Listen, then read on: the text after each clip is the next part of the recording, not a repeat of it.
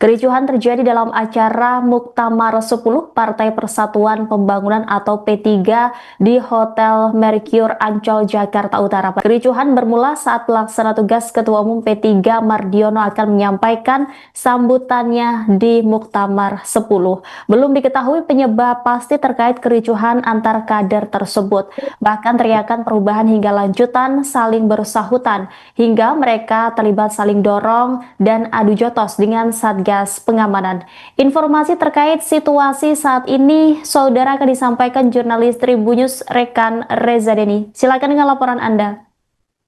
Baik, rekan Rima, selamat sore menjelang malam, Tribuners. Betul sekali bahwa hari ini Sabtu 27 September 2025 bertempat di Hotel Mercure Ancol, Jakarta Utara. Partai Persatuan Pembangunan melihat atau membuka Muktamar 10 P3 dan bisa langsung oleh PLT Ketua Umum P3 Mardiono dan dihadiri oleh seluruh kader P3 di seluruh Indonesia. Dan benar sekali bahwa sempat terjadi kericuhan dan saling berbalas teriakan begitu saat Mardiono naik mimbar untuk menyampaikan sambutannya. Tak hanya sebatas saling berbalas teriakan, kericuhan juga terjadi selesai Mardiono menyampaikan sambutannya di Hotel Mercure Jakarta Utara.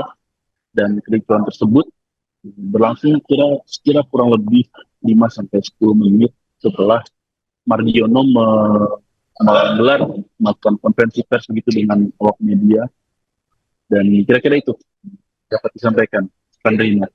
Ya, Reza, apa pemicu utama kericuhan saat pelaksana tugas Mardion ini hendak menyampaikan sambutannya? Ya, bisa dibilang banyak atau sejumlah kader P3 itu terpecah sekarang menjadi dua kubu. Ada yang memang menginginkan ketua umum baru, yakni ada dua nama, Agus Suparmanto, dan satu lagi itu eh, yang memang yang menguat ada Agus Suparmanto, dan mereka meneriakan perubahan hingga ketua baru kalau gagal mundur begitu, dan kata-kata atau kalimat-kalimat bernada desakan atau paksaan untuk mundur untuk Mardiono. Dan pemicunya itu ketika Mardiono menyampaikan sambutan, lalu ketika Mardiono hendak atau tengah melakukan konferensi pers dengan awak media, ada satu kader P3 di belakang yang hendak keluar dari ruangan pembukaan muktamar itu meneriakkan kata perubahan, dan langsung disauti oleh simpatisan atau para pendukung Mardiono, dan keributan tak bisa dihindarkan gitu. Bahkan hingga sampai tadi ada saling lempar kursi dan saling dorong hingga bergegas. Namun beberapa saat, kurang lebih 5 menit itu, para kader P3 kemudian melantunkan salawat masjid. Dan dalam video yang kami terima atau kami di lapangan begitu, dari DPW P3 di Maluku itu memang tampaknya terlibat dalam kericuhan tersebut. Kira-kira begitu ini. Baik, lantas bagaimana respon dari Mardiono dan pimpinan P3 lainnya saat kericuhan ini terjadi, rekan Reza? Ya, Mardiono memang dalam sambutannya menegaskan soal pentingnya persatuan dan konflik internal itu tidak sebaiknya menghindari, dan itu ditegaskan lagi dalam sesi konferensi pers dengan awak media selesai sambutannya kamar. Dan hal itu memang menjadi keniscayaan bagi semua kader tiga, tak hanya Mardiono juga, untuk kader-kader ketiga yang lain, tinggi yang lain itu tidak mau adanya perpecahan atau konflik internal ini berlanjut. Dan bagaimana diketahui P3 sempat pecah begitu pada saat 2014 hingga 2019 sebelum akhirnya rekonsiliasi atau kemudian bersatu kembali begitu pada 2019. Memang P3 gagal masuk parlemen pada pemilu 2024, namun Mardiono menegaskan pentingnya persatuan untuk kemudian tidak terpecah kembali pasca kegagalan masuk parlemen, dan menyongsong kembali pemilu 2009 untuk masuk kembali ke parlemen di pemilu legislatif 2029. Titik beratnya itu Itu pentingnya itu yang dikatakan bahwa perpecahan itu tidak sama sekali merugikan partai, merugikan diri sendiri, dan hanya akan membuat P3 justru akan semakin ditinggalkan para pemilihnya dan tidak dikenal oleh para pemilih baru, dan lebih memilih partai-partai baru yang mungkin bercorak Islam atau mungkin bercorak nasionalis. Kira-kira itu yang dapat disampaikan rekan Rima. Ya, Reza, bisa Anda laporkan seperti apa situasi saat ini pasca kerusuhan acara Muktamar P3 ini dan seperti apa pengamanan di sana? Ya, kebetulan memang sempat terjadi betul, dan sekarang sudah kembali kondusif di lantai atau ballroom di Hotel Mercia Ancol ini, dan memang Muktamar 10 P3 ini akan berlangsung selama kurang lebih 3 hari ya. Dan ini pembukaan hari pertama, besok kemudian akan dilanjutkan dan akan ditutup pada hari ketiga, pada hari Senin tanggal 29 September 2025, dan rencana memang P3 sudah mengundang Presiden Republik Indonesia Prabowo Subianto untuk hadir dalam penutupan Muktamar 10 P3, namun belum ada konfirmasi dari pihak istana maupun pihak Presiden Prabowo sendiri. Namun seperti yang kita lihat sendiri sekarang ini suasana sudah kondusif, kegiatan sudah tidak terjadi, dan para kader itu kembali ke tempatnya masing-masing, kembali ke kamar masing-masing untuk melanjutkan aktivitas. Belum pada esok harinya kembali melanjutkan acara agenda muktamar pada hari kedua. Baik, terima kasih atas laporannya rekan Reza, jurnalis Tribun News. Selamat kembali beraktivitas. Sebagai PLT Ketua Umum, saya diberi amanah oleh konstitusi partai ya, untuk menyelenggarakan muktamar ini dengan baik. Ya, dengan baik itu tentu harus dimiliki oleh semua kader. Nggak mungkin saya sendiri, ya. Maka muktamar ini harus diselenggarakan dengan sebaik-baiknya, ya, dengan penuh hikmat. Senantiasa juga mengedepankan etika dalam berdemokrasi. Sudah tentu. Pak Mar, tadi ada permintaan maaf Pak Mar. Itu target apa Pak Mar? Ada permintaan maaf tadi kepada seluruh kader P3 di seluruh Indonesia. Ya tentu saya punya kewajiban ya. Tentu tidak ada manusia yang tanpa salah. Ya, tentu saya punya salah. Saya memimpin partai P3 ya selama 3 tahun ini, mustahil saya tidak ada kesalahan. Itu ada kesalahan. Ya. Oleh karena kesalahan itulah saya minta maaf. Termasuk bukan hanya kesalahan di dalam internal partai politik, tapi pada rakyat Indonesia, pada bangsa Indonesia. Karena partai politik adalah termasuk motor-motor demokrasi di ruang publik.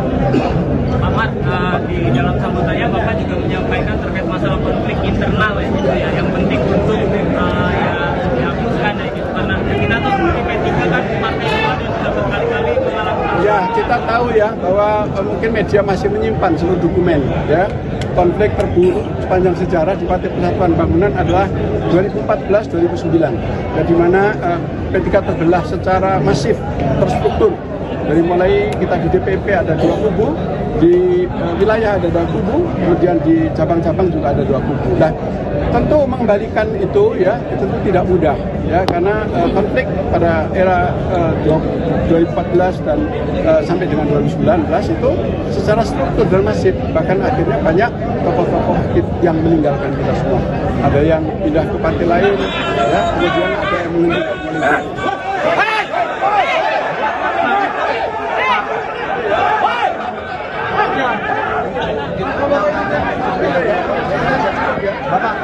Pak, sekali lagi Pak, ini kan masih dalam keadaan riuh begini Pak ya, karena masing-masing ada 3 calon tertutup.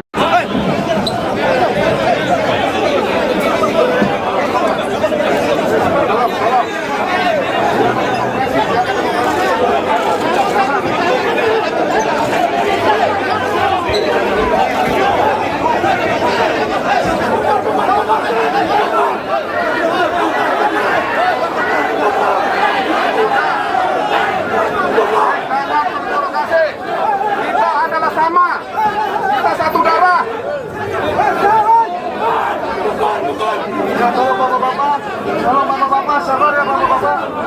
Kita ini semua saudara bapak-bapak. Kita itu saudara. Tolong sabar. Tolong.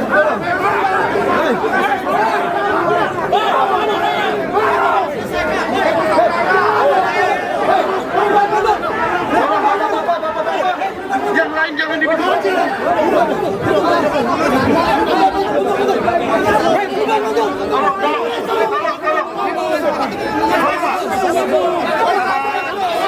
Kita ini saudara semua.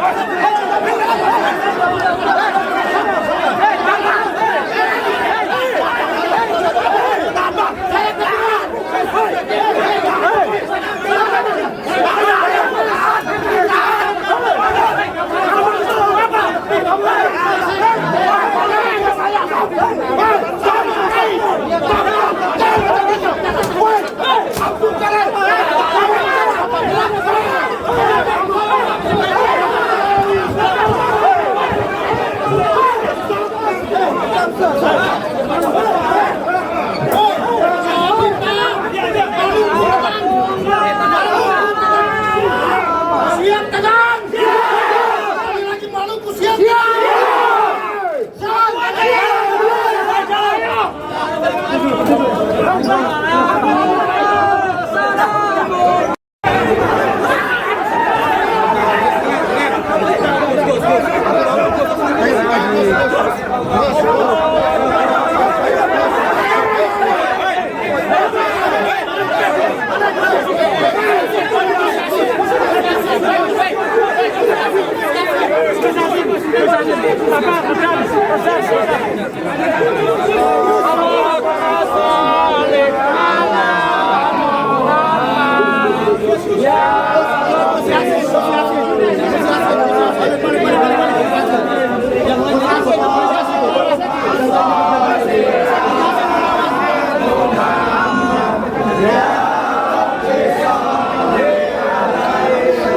Download Tribun X sekarang, menghadirkan lokal menjadi Indonesia.